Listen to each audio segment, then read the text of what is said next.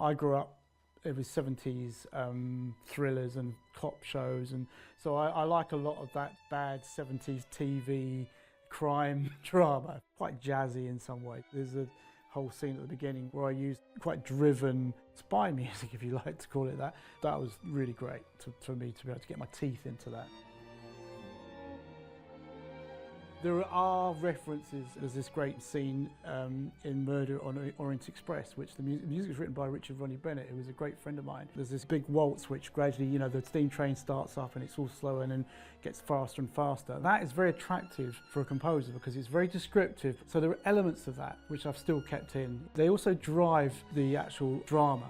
When the train nearly hits Bobby, that was hard to get the right amount of tension and the right amount of suspense. One of those jigsaw puzzles, but one of those sort of challenges that I absolutely love.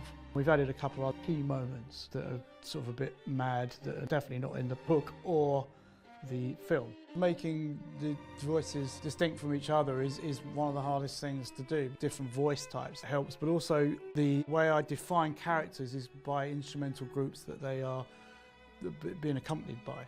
A good example of that would be Perks, who has very, very jaunty, almost Laurel and Hardy-like music. The Russian, Mr. Tarpolsky, he has quite Russian-sounding harmonies. I write quite instinctively, certainly for the voice. I mean, I plan it very meticulously, but I want to be like a lot of it to be quite conversational, especially as I'm aware that it's an opera for children and adults. I wanted it to have a lightness to it, which I find hard to do because I quite often write complicated textual music. I wanted to do something that was a bit more tonal in a way, but not simplistic.